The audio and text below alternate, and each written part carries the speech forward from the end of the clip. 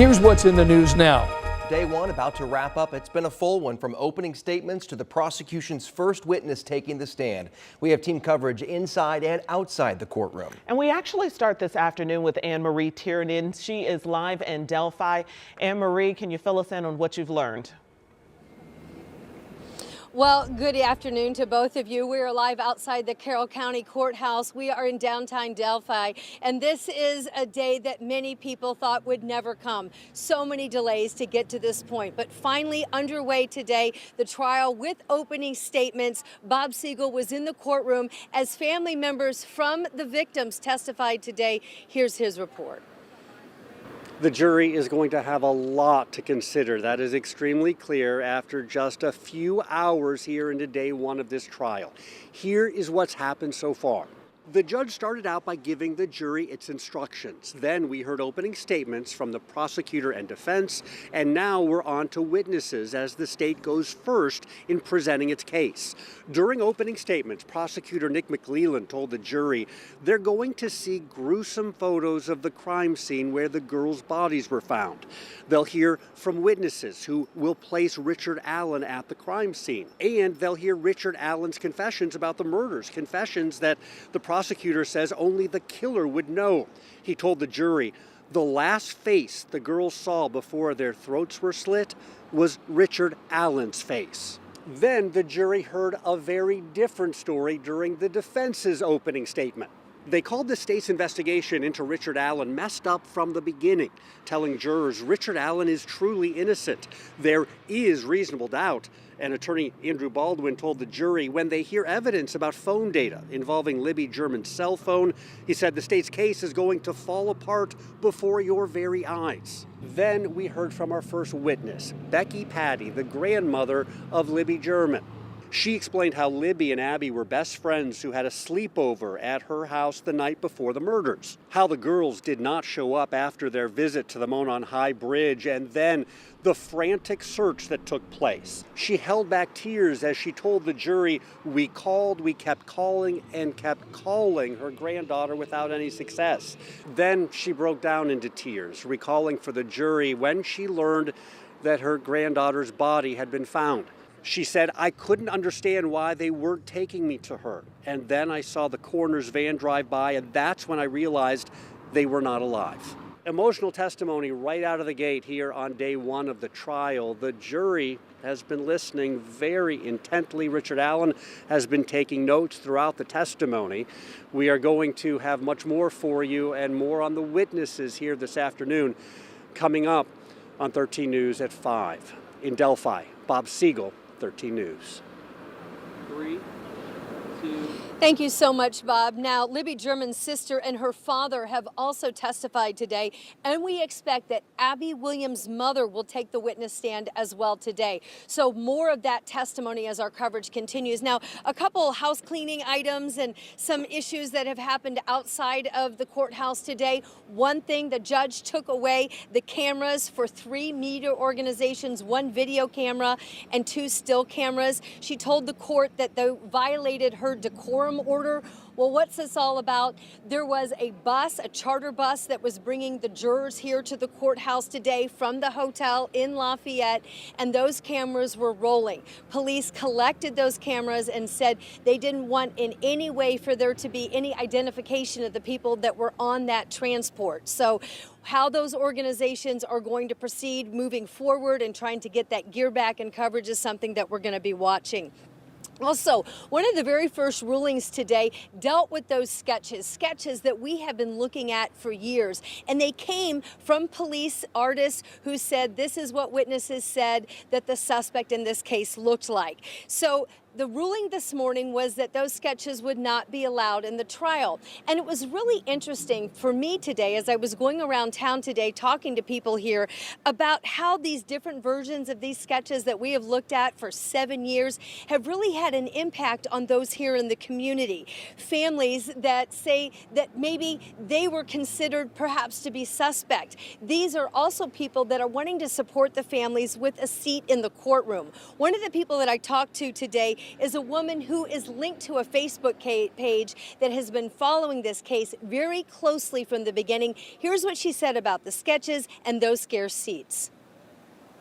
But the community should not be taking that beating. Early on, you've seen them match that sketch up with every man that lived in this county. And it's time that their community get to heal with the family. And justice is one way of healing. But if they can't see it with transparency, even 10 members, allow 10 members of the community of Carroll County in that courtroom. Give them 10 chairs, give them 5 at least.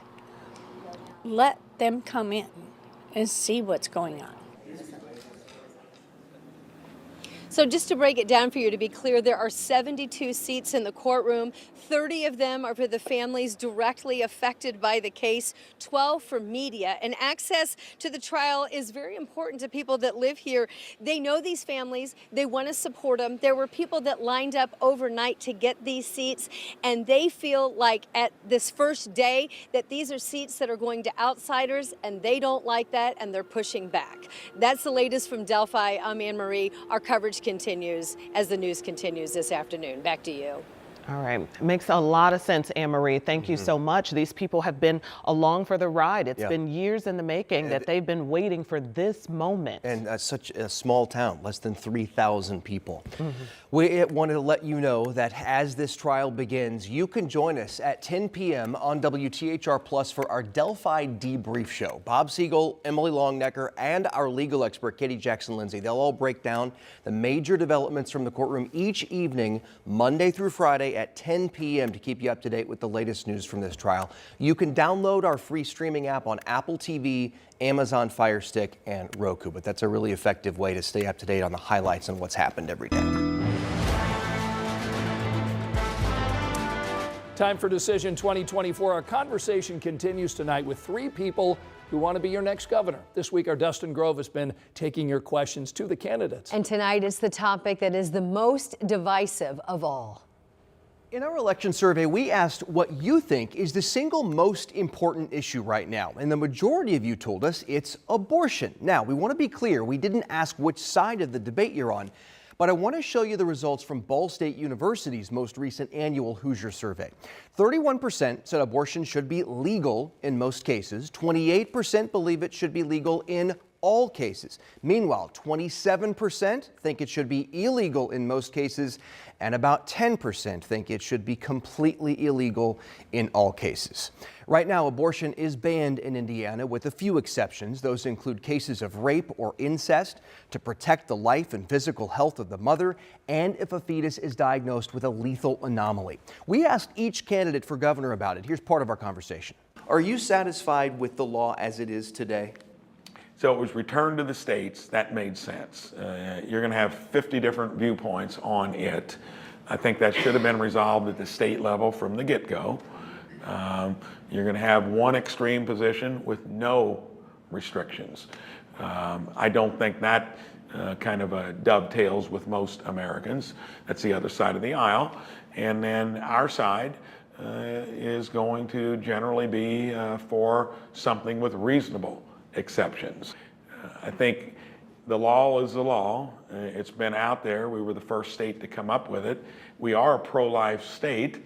That doesn't mean that you get it right out of the gate. But for me, one that believes in the sanctity of life, it is the law. We need a governor who will fight to restore reproductive rights and freedoms that were taken away from women. You know, our ban in Indiana is very extreme. You know, I trust women. I trust our physicians. Abortion is complex and it's got a lot of emotions, but women need to be able to make that decision about their health care with their own faith, their own, physicians, and then those they deem who they want to bring into that circle. It's complex, but it's healthcare. I mean, it's simple. It's healthcare. I am a pro-life libertarian, and I believe that the current law needs to go through first of all, the legal process. I think we should be constantly reviewing all of our statutes. You can hear our extended conversations with each candidate, including the other issues we discussed right now on WTHR Plus.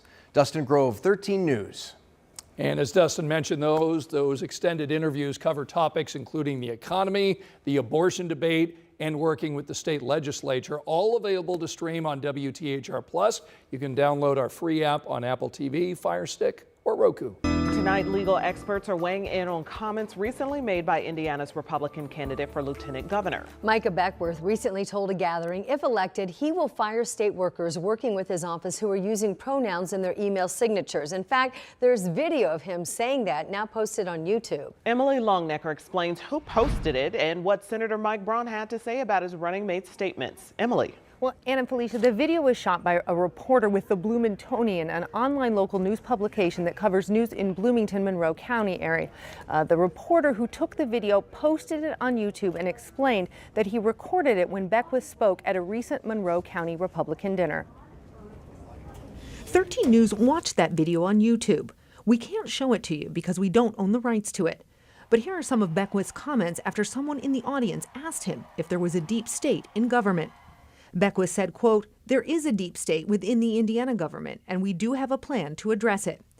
Beckworth said he believed those in the deep state were, quote, "bureaucrats that are rooted deep in the system, that have their own personal agendas that are playing out through the mechanisms of government." Beckworth also told the crowd he would do his part to get rid of the deep state, and the easiest way to spot someone with, quote, "far-left value systems is through their emails," saying, quote, "If I get an email from anyone in my office or in agencies that I oversee as lieutenant governor, and their signature has their email, their pronouns on it, they're going to be gone, right? That's really easy. We're not going to play that." Beckworth added he'd have to go through human resources and acknowledge that it's not easy to fire someone, telling the crowd, quote, "We can certainly relegate them to a place that they will have no influence." Retired Professor Jennifer Droback, who specializes in and taught discrimination law at Indiana University, called Beckworth's statements discriminatory. She cited federal law dealing with protected classifications. Sex is one of them, and the U.S. Constitution's Equal Protection Clause. In this case, it would be sex, because we have identified pronouns or gendered pronouns as indicating an affiliation on the basis of sex. And so that is clearly a protected classification, as is religion, as is ethnicity or national origin or race. So these characteristics are those that we have said you should not be penalized for. Droback says Beckworth doesn't even have to follow through with his threats to fire or demote employees who use pronouns. She says his words will create a chilling effect. He's already said he's going to get rid of people who have identified pronouns. And that indicates a particular orientation or sexual identity or sex-based identity. And that's illegal. You can't do that. 13 News reached out to the Beckworth campaign for further clarification on his recent comments. The campaign issued the following statement. Quote, "It is disappointing that this comment was taken out of context. Micah Beckworth wants to stop unelected bureaucrats from undermining the agenda of elected officials. He will be basing decisions on job performance." 13 News reached out to Beckworth's running mate, Senator Mike Braun. He issued a statement saying, quote, "My administration will hire and fire employees based solely on their merit and commitment to delivering efficient, effective state government to make life better and more affordable for Hoosiers. Period." He is making a correct statement and is taking the right path. That is the lawful path. And his lieutenant governor running mate is off the rails legally. Now, we also asked the state's personnel department if Indiana has a policy on the books that deals with pronouns being used by state employees. They told us they were getting us answers. Ann, Felicia? And we're now 1 week into early voting here in Indiana. Election workers in Marion County and our surrounding donut counties say the lines are pretty steady with people that are coming in to cast their ballots every day. Our Emily Longnecker visited Hamilton County, where they are expecting a 70% turnout because it's a presidential election year. Well, so far here in Hamilton County, 11,000 people have come out to vote early in person, but no one knows what's on those ballots. They have to wait until Election Day to find out. I love early voting. It just makes life a little bit easier.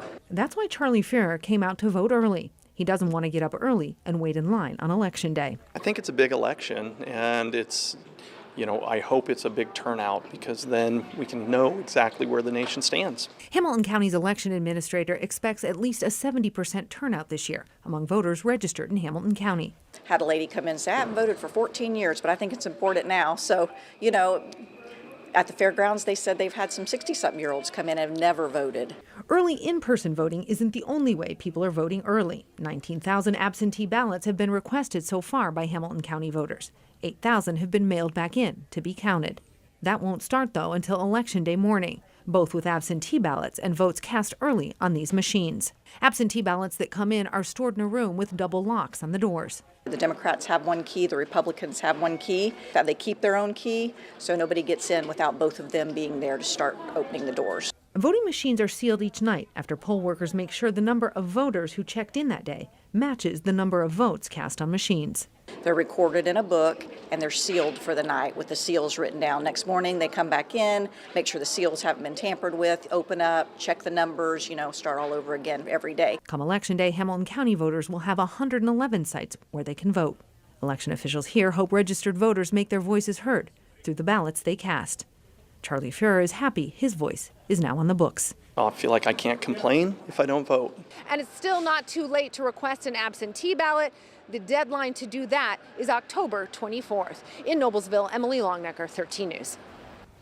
And we checked with the counties that surround Marion County about when they start counting early votes as well. So the election workers in Johnson and Hancock counties tell 13 News they start on Election Day morning. Marion County does the same thing. As for Hendricks County, officials there say they wait until the polls close on Election Day night.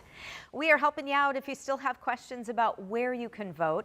Just check out WTHR.com/elections. We've got everything you need to know to vote in the general election posted right there. The rush is on, but not on some roads. Right now, there is a major closure in the heart of downtown. You're looking live right now. And this closure along I65 is causing a lot of confusion and frustration for thousands of drivers. Yes, this is I65 on the near north side. Last night, NDOT shut down all the southbound lanes from West Street to Alabama. All day, we've watched the confusion, cars going the wrong way, and lots of backups and traffic jams. So let's get right out to our Marion County reporter, Lauren Kostick, who is downtown right now. Lauren, what are you seeing? Well, Anna Felicia, the biggest problem is right here on West Street. That's because it is the last exit these drivers can take before they hit that closure on I65. And you could tell tons of semis in there. Also, this is where the ramp is to access I-70, and that is also closed tonight. But that's not all. This closure is also causing a huge mess here on the downtown roads. This is 10th Street here. A lot of these cars, we've watched as semi drivers kind of blocking the road here, all of them trying to find a way to get to the interstate. And let me tell you, people, they are not happy about this. Wednesday morning, a big mess as drivers tried their best to navigate around the I-65 closure. These cars even forced to make a U-turn. A lot of patience. A lot of patience. Vicki Washington was one of the drivers stuck in this West Street gridlock. And now it's like, it's discombobulating because I got to watch the signs because I'll end up lost. Well, my thoughts on the construction in Indy is it's crazy. Wanda Shearer is a DoorDash driver in Indy. She's now brainstorming ways around the construction mess to avoid a late delivery. Causes some extra time and a little bit of money out of my pocket. NDOT expects this closure to last 16 days. During that time, crews will work on bridge patching and joint repairs, with some workers getting started as early as Wednesday morning. This closure impacts the southbound lanes of I-65, with lane restrictions starting at 29th Street and coming to a halt at West Street. That means drivers can no longer access exits like Meridian, Michigan, Ohio, and Fletcher Avenue. You also can't get onto I-70 eastbound and westbound this way, causing traffic to bottleneck at West Street and MLK, an area already known for its backups. It's not as bad in the morning, but driving home at 4 or 5, it's miserable. Others saying it's just part of living in Indianapolis. It's ridiculous, but gotta get to work, gotta get home, so. That is true. You got to get to work, you got to get home. And I know NDOT does have detours posted right now to get around this closure, but my best advice is really just to use the maps on your phone. That way you can have a personalized route to avoid the closure and also avoid all this traffic here downtown. But in the meantime, Ann and Felicia, I guess we just got to buckle up. That's right, and budget some extra time as well. Lauren, thanks so much. Now, she had a lot of information there about the different ramps and the ones that are impacted. So if you want to find the very latest, we have it all compiled for you. Yes, we do. Just head to our website or scan this QR code you see on your screen. It'll take you to WTHR.com/scene on 13, and you'll find that story. A Medicaid waiver program here in Indiana is now impacting tens of thousands of Hoosiers. The Indiana Family and Social Services Administration developed a wait list for seniors to receive some much needed services. Well, one family shared their frustrations with our Karen Campbell. Josephine Peters, born in 1921, making lenses for Navy ships during World War II, later running a tavern. Grandma worked hard her entire life. Incredibly, she was independent until her 90s. Josephine was diagnosed with dementia and congestive heart failure. Her family placed her at Bloom at Kessler Senior Living in Indianapolis. We moved her to Bloom at the end of April and applied for Medicaid in May. Around that same time, FSSA instituted the wait list for Medicaid waiver services. Josephine was among more than 13,000 Hoosiers on that wait list. On July 1, FSSA, Indiana Family and Social Services Administration, implemented changes to its waiver program after an unanticipated $1 billion shortfall to its Medicaid budget. What we were told is that because she lived here in an assisted living memory care unit, she would not receive long-term care benefits until she moved to a nursing home. Frustrated, Joe Lynn reached out to Representative Carrie Hamilton. There are no checks and balances in state government today. Yes. And that's the overriding concern here, I believe. Another concern, leaders worry places like Bloom could close. A lot of providers like Bloom here have said, okay, we'll just take what can be paid, and of course they're losing money. That can't continue forever. Joe Lynn and Representative Hamilton say it was frustrating trying to get basic information from FSSA. I had tried to find out, where was she at on the wait list? Was she at the top of the wait list? Was she at the middle of the wait list? What were the requirements to get her off the wait list? And I didn't get any information from them. Josephine died on October 3rd. But when she needed assistance from the government at the end of her life, the state of Indiana let her down. Her name still on the wait list. Karen Campbell, 13 News. Representative Hamilton tells us it takes an average of 1 to 3 years to get off a wait list. She also says the system needs an emergency fix to try to help the more than 13,000 people currently on the wait list. Tonight we're learning that a hand signal used to get help if there is a domestic violence situation actually worked when it was put into place right here in central Indiana. A woman used the signal, which has gained traction on social media in Beech Grove this week. Our Marina Silva spoke with the medic who recognized the sign just in time. Rodney Ham has been a paramedic for 20 years and has responded to several situations involving domestic violence. But this one was a little different. He was sent to the Churchman Woods apartments for a medical alarm going off in one of the apartments. When an older woman answered the door saying she didn't realize it was going off, he noticed a young woman looking very upset, but couldn't say anything. Instead, she was able to get her hand out the door, and she did a hand gesture, which of all things, I learned on TikTok about it. It's a hand gesture that means they need help. now, while that hand sign hasn't been officially recognized as a call for help, it's been widely spread on social media for people to know when they see that sign, somebody needs help. Ham and his partner radioed for police after recognizing the signal. Court documents say when they were in the lobby waiting for police, the medical alarm went off again. We're assuming like she pulled the alarm to get help because the lady that lived there didn't know the alarm was going off. So all I can think of is the young lady who needed help pulled the alarm to get help.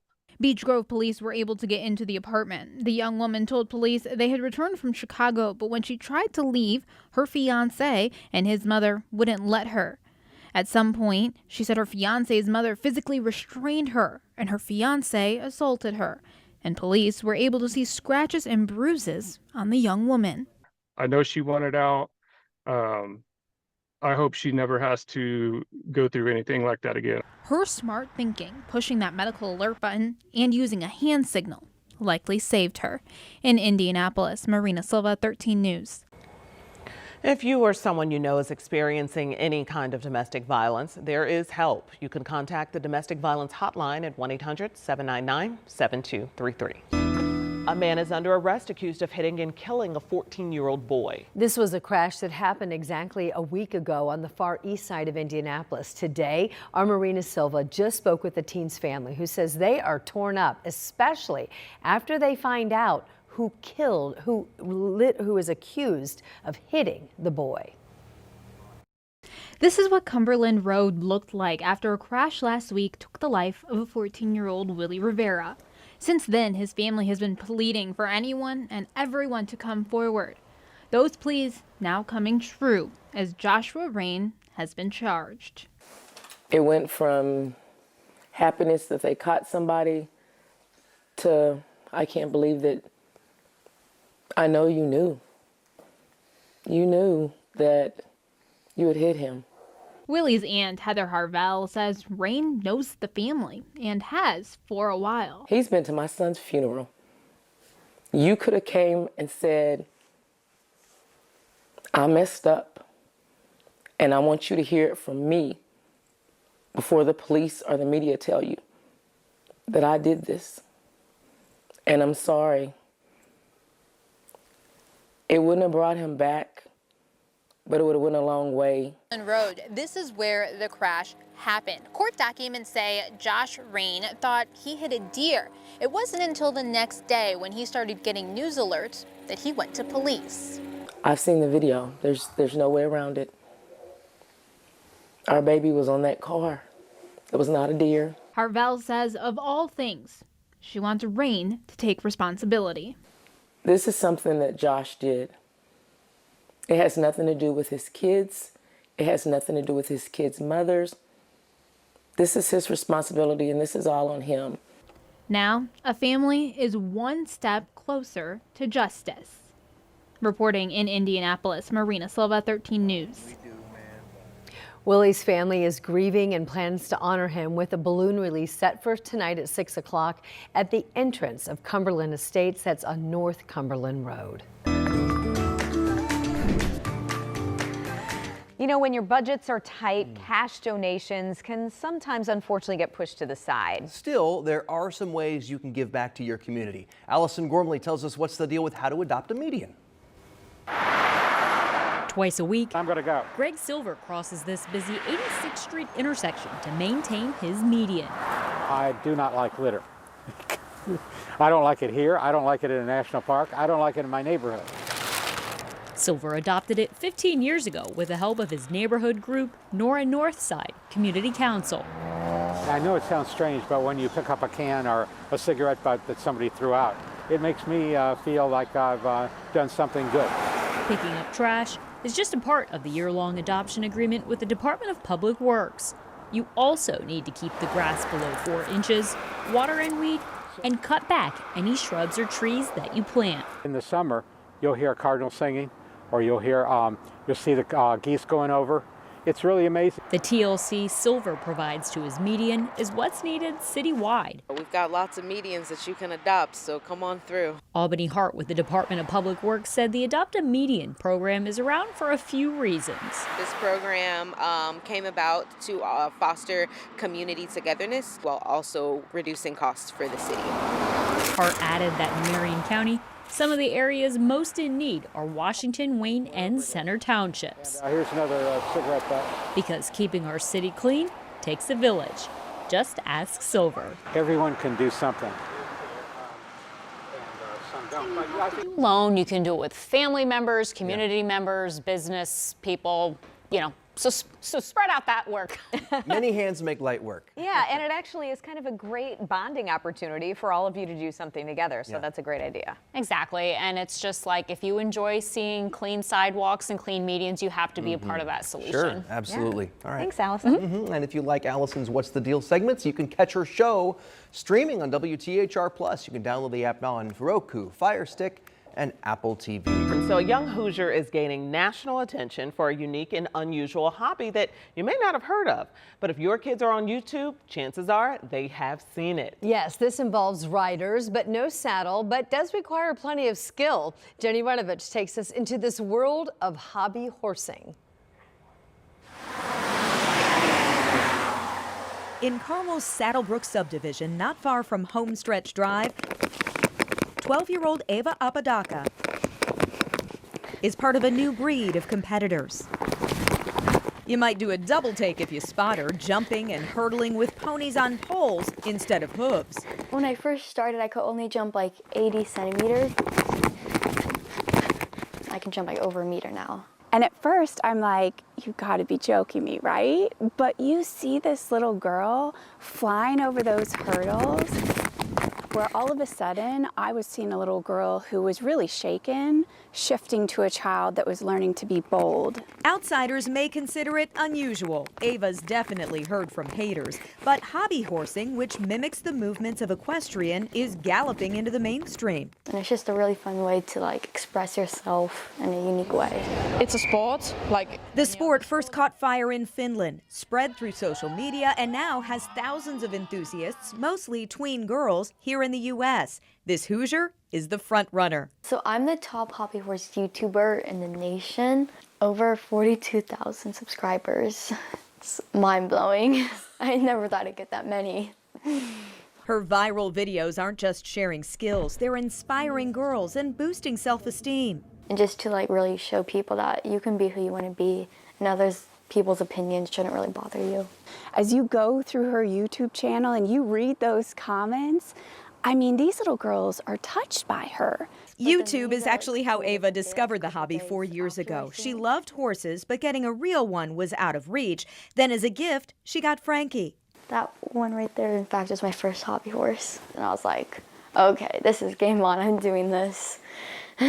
Now she has a stable of stuffed stallions. And the one with dots, that one's Joey. This summer, she took her colts on the road for the first ever U.S. Hobby Horsing Championships. It drew hundreds of young competitors, even a Netflix crew creating a documentary. Ava placed 5th. She jumped 4'1", and you should have seen, like, it's almost as high as she is. That's like my score on my dressage routine, which I'd say it's pretty good for my first ever competition. But more than high scores, Ava earns support with kindred spirits. Like, I just thought like a couple people would know me. When I got there, I was like, whoa. Like, everyone knew my name. Like, I was signing people's sticks and everything and getting pictures with them. It was so cute. Okay, I can ask. Now even more confident, she's taking the reins of a new challenge. The ride she always wanted. Good girl. On her own real horse. Ava admits the real deal is even better than she imagined, but she still loves the unique hobby that launched it all. Yes, great to see her fly high. Good girl. In Carmel, Jenny Renovich, 13 News. All right, we asked, and Ava says, you know, I don't mind the cynics who think that hobby horsing is just weird. And she plans to use the athletic skills that she's gained to try track and field when she gets older. So, you know, our antennas went up. We said scholarship, ding, ding, ding, ding, ding, ding, ding. You never hurdles. Yeah, yeah. So it seems a little weird, but you know what? I'm just happy that a kid is playing outside. And, you know, they could be doing a lot of other things too. So, you know, let's go with it. Exercise, fresh air, all that good stuff. You go ahead, girlfriend. Keep jumping.